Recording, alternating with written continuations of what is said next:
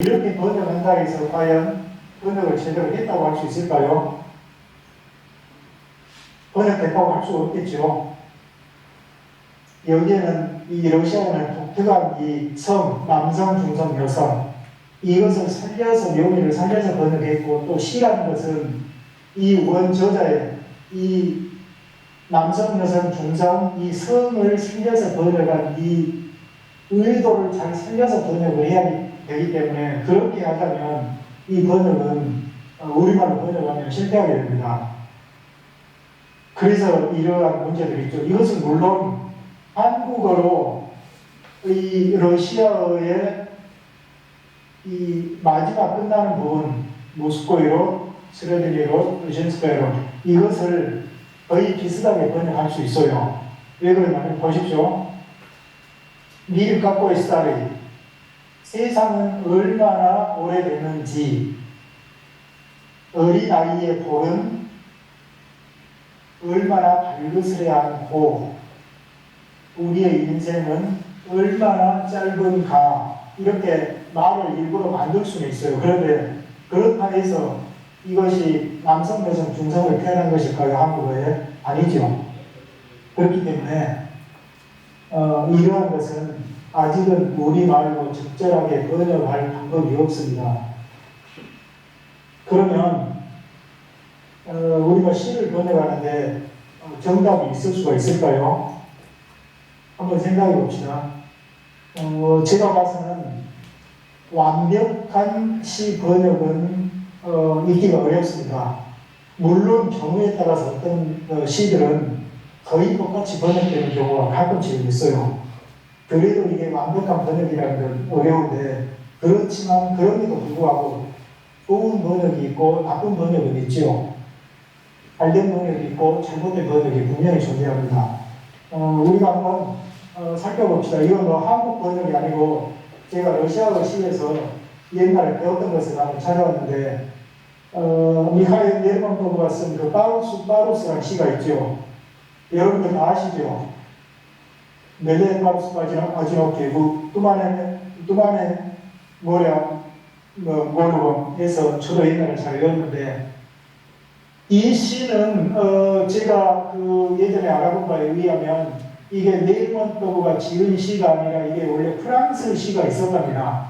그런데 이 프랑스의 시를 레이먼토브가 번역을 했는데 워낙 번역을 멋지게 잘했기 때문에 지금 러시아 사람들이 이게 프랑스 시인 줄도 모르고 레이먼토브의 창작품으로 알고 있는 경우가 많다고 해요. 그만큼 번역이 잘 된 거죠. 이것은 그야말로 좋은 번역이죠. 그리고 또 하나는 이 락술 감상도가 쓴 그 셔라블리 우리말로는 백학이라 해서 널리 노래로 불렸는데 이것도 그쪽의 그 시인들의 이야기를 들어보면 원래 락술 감상도가 나게스탄 사람인데 자기의 모국어로 쓴 셔라블리 시는 그렇게 큰 감흥을 주지 못했다고 해요. 그런데 이것을 러시아어로 번역을 너무 잘했기 때문에 러시아인들이 감동해서 지금은 딱 널리 불리는 노래 중에 하나로 그래서 이것도 번역이 오히려 원저자보다 번역을 더 잘한 거죠. 그리고 아다 부가초가 많이 부르는 노래 밀리언 알크로스도 원래 이게 어느 나라에서 나왔던 노래니까 프리발치카에서 그쪽 어디에서 나온 노래죠. 그런데 이게 러시아어로 번역돼가지고 널리 불림으로 인해서 더 많은 사람들한테 사랑을 받게 됐죠.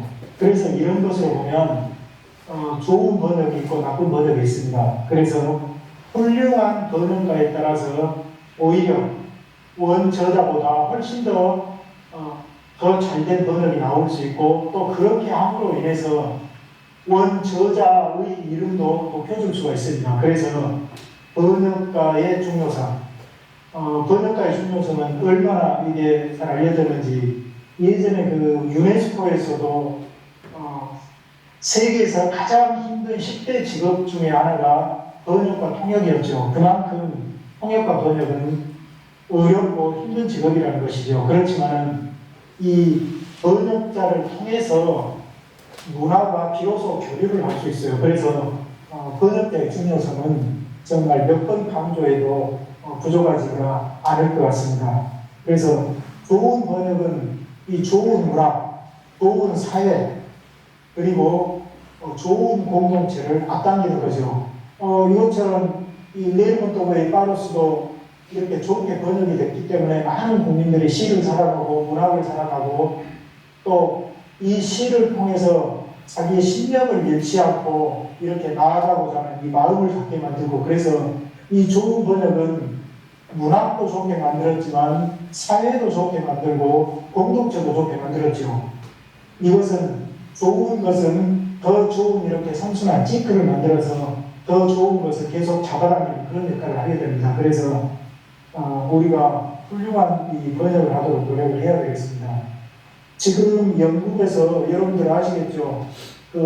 맨부커 인터내셔널 프리즈라고 해서 맨부커 국제상이 있는데, 이것은 예전에는 이 상이 영어로 훌륭한 작품을 쓰는 작가들에게만 그런 상이었어요. 그런데 2006년부터 이제 외국의 작품도 영어로 번역을 잘 훌륭하게 했으면 원저자와 영어로 번역하는 사람을 똑같이 상을 주는 제도가 있습니다. 비로소 이 번역가를 원저자처럼 이렇게 우대를 해주면 이 상이 나온 거죠. 그래서 우리나라의 젊은 한강 작가가 이분이 몇 년 전에 이 상을 받았습니다. 그런데 한강 작가도 훌륭하지만 그분의 작품을 영어로 이렇게 번역했던 그 작가도 그만큼 훌륭하게 번역을 했기 때문에 이 상을 받을 수 있었죠. 그래서 번역가의 중요성은 몇 번 강조해도 지나치지 않다는 거 이야기를 하고 싶습니다.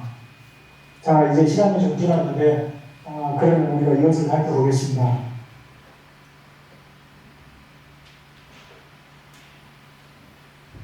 제가 제목을 번역과 해석과 소통은 같은 의미의 다른 말이라고 했는데 제가 왜 그렇게 했는지는 이 뒷부분에 일단 말씀을 드리겠습니다.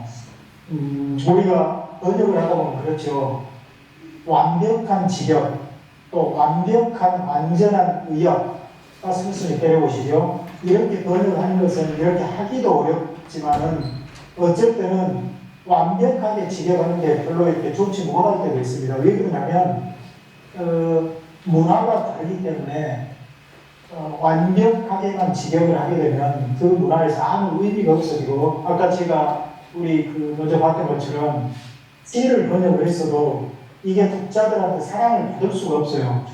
우리 문화권에서 우리 한국의 일반 사람들이 좋아하는 이 정서, 우리말의 표현법, 이것에 가장 적절한 것을 찾아서 번역을 해주는 게 이게 훌륭한 것 같습니다. 그래서 진짜 훌륭한 번역가는 직역과 의역 사이 어딘가에서 절묘한 이 조화, 이 균형을 이뤘을 때 가장 훌륭한 번역이 나온 것 같아요. 그래서 이러한 그 번역가들은 마치 줄 타는 사람 있죠. 외줄, 한 줄 위에서 이렇게 걸어가는 사람. 그 사람은 왼쪽으로 넘어져도 안 되고 오른쪽으로 넘어져도 안 되고 정말 균형을 잡으면서 이렇게 가야 되는 것이고, 또 하나는 마치 칼날 위를 걸어가는 것과 같습니다. 이 어느 쪽으로 넘어져서도 안 되지만 또 발을 이 칼에 이렇게 다쳐도 안 되고, 정말 직역과 의역 사이에서 균형을 잘 맞추면서 이렇게 걸어갈 수 있는 이렇게 할 수 있어야 훌륭한 이 작품의 번역이 나올 것이고, 또 하나는 우리가 어두컴컴한 밤에, 지금은 이렇게 환하지만은 달이 비치는 이 어두컴컴한 밤에 우리가 어떤 물건을 부어가지고 이렇게 보면 잘 보이지 않지요. 그러면 잘 보이지 않지만 어떻게 합니까? 이렇게 잡아보고 또 희미하지만 둘러보고 달빛에 다시 보고 만져보고 눌러보고 하면서 이게 조금씩 이것이 뭔지 우리가 알 수가 있지요. 그렇게 이렇게 파악하면서 이 압도를 원저자는 어떠한 마음으로 이 작품을 썼겠다 우리가 느끼고, 그러면 그것을 지금의 우리 모국어를 쓰는 우리나라의 일반 독자들은 어떻게 해야 이것을 가장 잘 이해할 수 있겠는가를 잘 판단해서 이렇게 재해석을 해서 번역을 했을 때 그게 훌륭한 작품으로 나올 수 있습니다. 그래서 번역의 세계는 우리가 나만의 세계는 아니에요. 우리가 나만 고립됐으면 아무것도 아니죠. 그리고 나와 너는 다른 거지만 나와 너가 만나서 우리가 됐을 때 니야, 니띠, 아, 무이 우리가 됐을 때 우리는 서로 언어, 대화를 통해서 서로의 생각을 확인하고 또 우리가 어떤 다른을 공유하고 이 공간이 확장이 되는 겁니다. 그래서 이 시나 번역이나 이 소통은 우리라는 이 울타리 안에 있는 거예요. 그래서 우리의 공간, 우리의 공동체가 더 넓어지고 깊어질 때 이 번역과 해석과 소통은 더 쉬워지고 더 넓어지고 더 깊어지는 것 같아요. 그래서 중요한 것은 우리의 세계, 나만의 세계나 너만의 세계 또는 여러분들 과학에서 보는 학문, 뭐 화학이나 물리나 그것만의 세계가 아닌 우리의 이 세계를 우리가 더 교류하고 대화하면서 더 넓혀갈 때 이런 훌륭한 해석과 번역이 더 나오고 확장될 수 있으리라고 봅니다. 자, 그러면 저는 이제 저 마지막 부분으로 한번 이것을 우리가 이야기를 해보고 싶습니다. 지금은 우리 이 여러분들 문학을 하고 번역하는 사람들을 아주 의미 없게 만들어버리는 또는 아주 괴롭게 만드는 일들이 생겼죠. 지금 여러분 시대가 4차 산업혁명 시대라고 부르죠. 1차 산업혁명은 지금부터 한 4,000년 전에 일어난 농업혁명이죠. 그때 인류가 농사를 짓기 시작하면서 문자가 발견되고 또 글쓰기, 수학 이러한 것들이 발견되면서 문학작품이 나오고 이렇게 발전을 했죠. 그리고 2차 산업혁명은 이제 1700년대 영국에서 이게 이제 산업혁명이라고 하죠.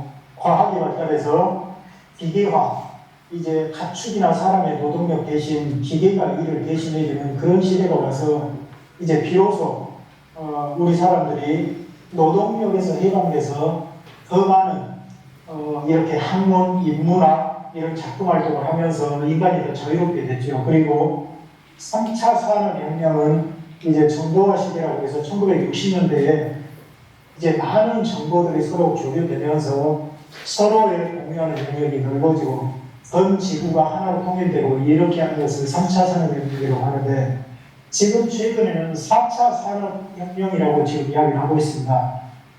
4차 산업혁명의 특징은 이제 4차 산업혁명의 정보가 기술 발전에 도움을 받아서 더욱더 극적으로 거대하게 연결이 되는 이 시대인데 이것의 가장 큰 특징 중에 하나가 초연결. 어떻게 번역할까 러시아 말로 쑥배로 또는 니드로 사이즈 애니 그렇게 표현을 해야 될까요? 이렇게 연결 시대가 지금 4차 산업혁명 시대로 갑니다.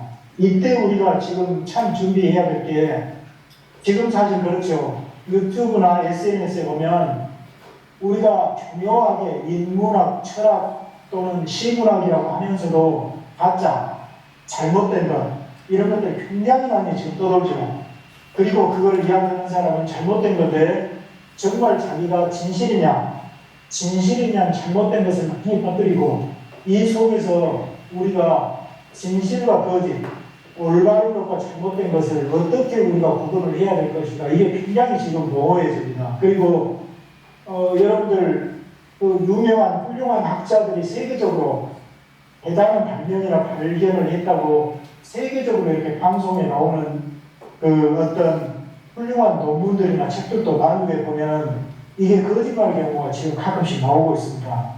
참 이런 경우에 우리가 어떻게 올바른 인문학 지식을 우리가 지킬 것인지 그리고 또 많은 사람들이 이 사회관계망 서비스 유튜브나 이런 것이 활발하다 보니까 길게 견디지를 못합니다.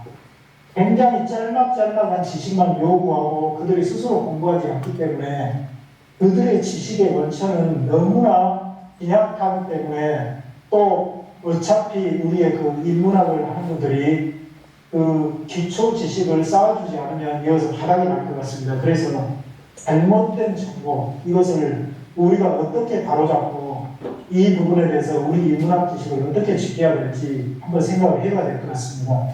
그리고 또 하나는 지금 같은 이 초연결, 어떻게 보면 미드로사이즈네니에 이러한 시대에 이 굉장히 발달한 과학기술 도구들을 우리가 어떻게 다뤄야 될지 이게 참 고민스럽습니다. 여러분들도 이제 잘 아시겠죠? 요즘은 우리가 휴대전화, 이 핸드폰으로 그 구글 번역기를 돌리면 이 번역이 돼버리고, 또 저도 이것은 불과 한 달 전에 알게 됐습니다. 이 챗 GPT에 이렇게 우리가 이 어떤 빈 스타치야 이 논문 같은 것도 집어넣고 이걸 요약해달라고 이걸 요약해주고, 또 심지어는 이런 시를 써달라면 시도 써줍니다. 그리고 노래도 작곡해주고 노래도 지어달라면 지어주고, 지금 이렇게 돼 있는데 제가 그래서 실험을 해봤습니다. 이 챗 GPT에 시를 한번 써달라고 했어요. 이게 리리카로, 그리고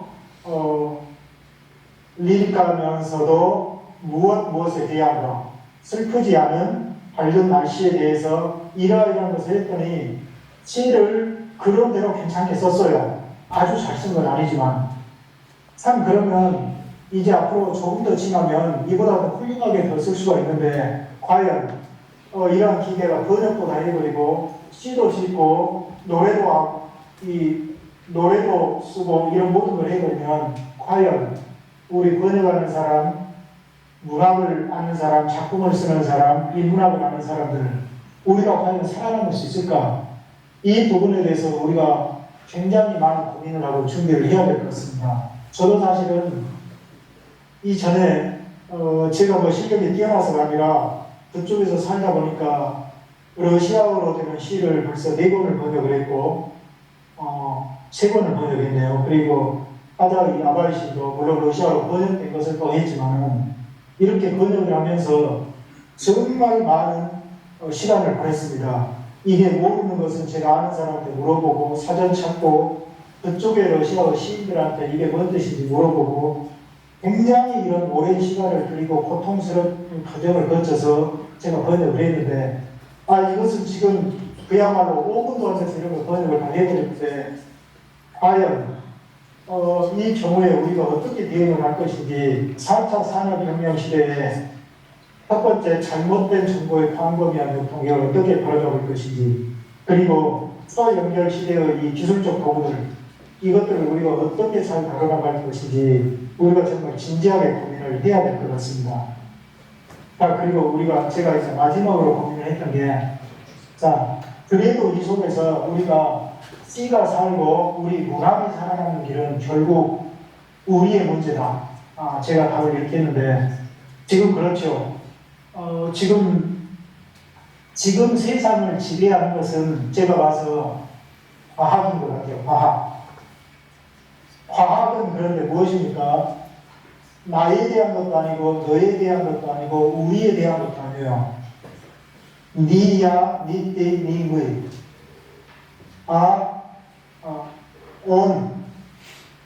에따죠. 뭐냐면 그것, 뿌리로다 자연,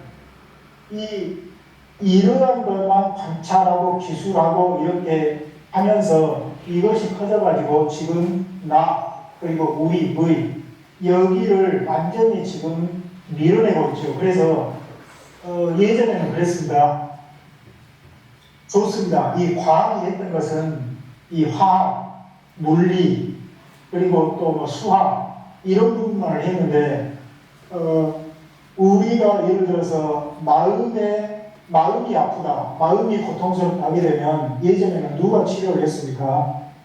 우리가 몸이 아프면 의사가 치료를 했지만 우리 마음이 아플 때는 옛날에는 종교인들이 치료를 해줬어요. 무슬림 같으면 물라, 그리고 카톨릭 같으면 아테이츠, 그리고 크리스찬이면 파스토, 이런 분들이 이렇게 우리 마음을 치료를 해줬죠.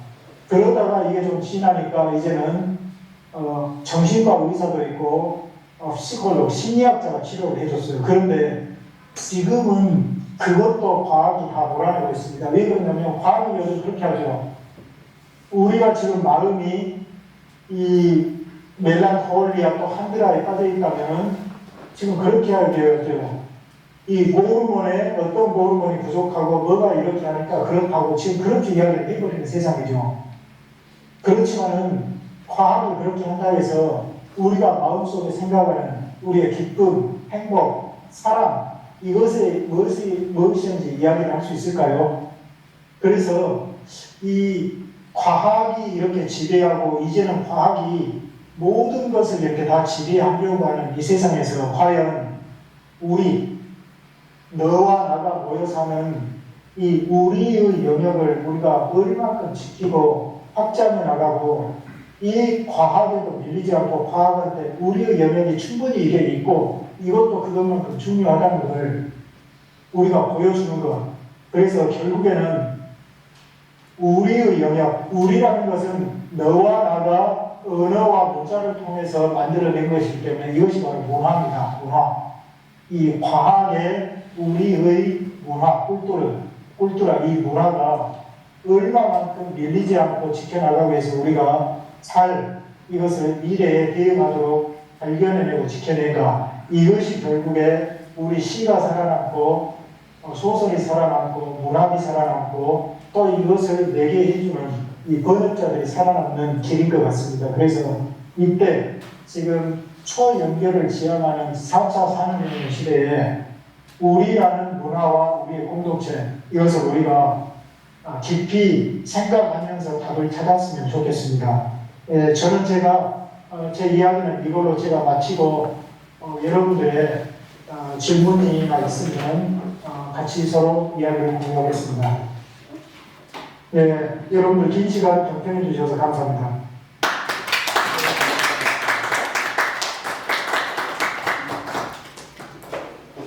감사합니다. 네, 김병학 선생님께서 직접 아바이 시까지 번역을 해서 하실 정도로 굉장히 힘든 시간이었을 텐데 훌륭한 그 경험, 한국어로는 이걸 경륜이라고 해요.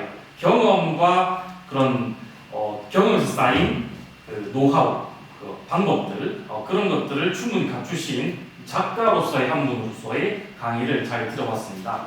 여러분은 질문을 준비하고 계세요. 선생님이 하신 말씀들을 한번 정리해 드리고 있을게요. 자, 시는 여러분들이 알겠지만 기사, 주르날이라든지 하바르 이런 것들은 우리가 그냥 팩트야. 그래서 여러분이 그냥 베레모드 번역을 하면 쉬워요. 그렇지만 시는 어때요? 가장 함축적이고 짧은 문장적으로 표현되어 있잖아요. 그렇기 때문에 한국의 문화, 역사, 그리고 감정 이런 것들을 알고 있어야지 여러분이 번역을 할 수가 있다는 거예요, 제대로. 그래서 그런 점들이 어렵다는 것이 첫 번째고요. 그래서 선생님께서 자연과학, 피지카나 히미아와 달리 소위 구마니스트라고 하는 그 학문 이런 것들은 정확한 답이 없어요. 그래서 그 작가가 되지 않는 이상 완벽하게 여러분들이 번역을 하기는 어렵다는 거예요. 특히 두 번째로 또 시는 운문이라는 말씀을 하셨죠. 리듬이 있다는 말이에요. 그 한국적인 리듬, 또 아니면 또 아큰들이 했던 그런 리듬들이 서로 상이하고 다르다는 거죠. 그런 점의 차이에서 오는 여러분들의 문제점. 또 아까 러시아에서 남성, 중성, 여성에 따른 문제점. 한국어로는 성이 없잖아요, 맞죠? 그런 곳에 있는 문제점도 여러분들이 해결해야 되고요. 그 다음에 아까 아바이의 그 지르크 말과 관련한 그 예시를 들어주셨어요. 그 선생님도 방금 그 아바이 말에 대한 표현을 봤는데요. 굉장히 하나하나 그림을 그대로 보는 것처럼 표현을 했는데요. 여러분이 이제 한국어로 아니면 카자어로 번역을 할 때 완벽하게 할 수 있는지 그런 것도 여러분이 앞으로 풀어가야 될 문제가 되겠죠. 특히 한국은 정주문화, 한 도시에서 계속 사람들이 살고 경제 활동했지만 카자흐 민족 같은 경우는 소위 유목문화죠. 호스펜들러이기 때문에 특이한 특수한 단어들이 있다는 거야. 샤느라고 말씀하셨고 예를 들어서 토르 이런 것도 있고 아까 여러 가지 말씀하셨죠. 그런 것들을 어떻게 번역할까요? 예를 들어서 여러분 기즈위를 어떻게 번역하면 돼요? 기즈위 뭐라고 하면 돼요? 어렵죠? 또 선생님 말씀하신 것 중에 또 다른 아이날라인 어떻게 하면 돼요? 네, 예쁜 내 새끼 이렇게 하면 돼요. 그러니까 정확한 답이 없어. 왜냐하면 영어나 아까 말씀하셨던 유럽 언어들은 역사가 있지만 가장 유목 문화는 기록의 문화가 아니기 때문에 그런 경험이 적다는 거예요. 그래서 그런 문제들도 있고요. 그래서 선생님께서 말씀해 주신 결론은 여러분이 그 시인의 완벽한 모든 것들을 번역할 수는 없지만 최대한 여러분들이 좋은 번역을 할 수 있어야 된다는 거예요. 나쁜 번역을 하면 안 되겠죠. 나쁜 번역을 하려면 이 한국 문학 주관 할 필요 없잖아요. 좋은 번역을 하기 위해서 여러분들은 지금 좋은 선생님 모시고 이렇게 강연을 듣는 거고요. 그리고 아까 말씀하신 것처럼 균형 잡힌 번역을 해야 돼요. 내 생각만 너무 치우치면 원래 만든 작가의 생각과 다를 수도 있기 때문에 여러분이 번역가로서 조심해야 되는 부분이겠죠. 그리고 마지막에 여러분이 또 걱정해야 될 거, 특히 여러분들 챗 GPT라든지 AI, 그 다음에 요즘 뭐 인스타그램, 틱톡 같은 그런 사회 관계망 서비스에서 너무 인포르마짜가 많이 줘, 정보를 많이 주죠. 그런 것들 여러분들이 이것은 맞고 이것은 틀리다는 것을 확실하게 알고 있어야 돼요. 그러기 위해서는 여러분들이 열심히 공부를 하고 이런 좋은 강의를 듣는 방법밖에 없겠죠. 그래서 오늘 김명 선생님께서 어려운 시간 내주셔서 여러분한테 필요한 또 시를 번역할 때, 문학 중에서도 시를 번역할 때 필요한 문제점이라든지 해결 방법에 대해서 좋은 말씀들을 해주셨어요. 자, 그런 말씀을 해주신 것을 정리해 드렸고요. 자, 이제 여러분들의 시간이에요. 선생님이 이제 끝났어요. 자, 여러분들이 문학 공부, 특히 뭐 시 공부라든지 이런 거 할 때 어떤 점이 힘든지, 또 힘든 문제가 있다면 어떻게 해결할지를 선생님이랑 편하게 이야기를 하시면 돼요. 알겠죠? 장기를 할 말 있어요? 큰 소리로. 제가 말씀드리자면 예. 꼭 그 시번역 뿐이 아니고 여기 주제가 보니까 저는 이 주제를 저보고 마음대로 정해서 하라고 해서 제가 저는 이번에 번역의 문제 때문에 이렇게 했는데 제가 카자흐스탄에 살면서 그 학생들과 이렇게 교류하고 강의를 하면서 이러한 경험이나 여러분들 그러한 부분에 대해서도 질문이 있으면 하시고 그렇게 하십시오. 네. 장계 학생이 하고 싶어요? 네.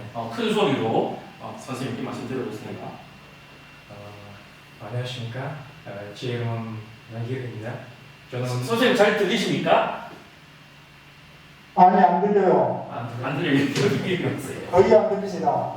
여기 와서 큰 목소리로 해야 돼요.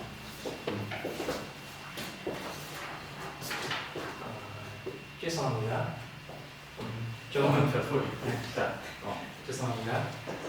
저는 우리 의대대학교 동방학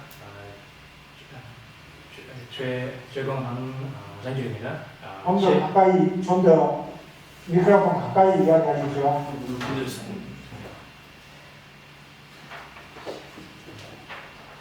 안녕하십니까? 제 이름은 장길입니다. 저는 우리 의대대학교 동방학 전공하는 학생입니다. 제 질문은 미래의 모국처럼 서비스가 발달하면 번역자가 필요할 겁니까? 질문 있습니다. 다시 한 번만 이야기해 보십시오. 죄송합니다. 미래의 모국 서비스처럼 서비스가 발달하면 번역자들이 필요할 겁니까? 선생님 제가 한 번 더 네, 연결해 드릴게요. 자, 장길도 학생이 질문했는 내용은 구글 같은 그 소위 4차 산업의 그런 소재들이 뭐 챗GPT도 들어갈 수 있고 구글 번역기도 들어갈 수 있는데 그런 것들이 앞으로 더욱 발달했을 때 소위 빼레로치 번역가들이 필요할까요? 라는 질문을 했습니다. 어떻게 대답해 주시겠습니까? 예, 저도 뭐 그런 걸로 제가 이해를 했고요. 네.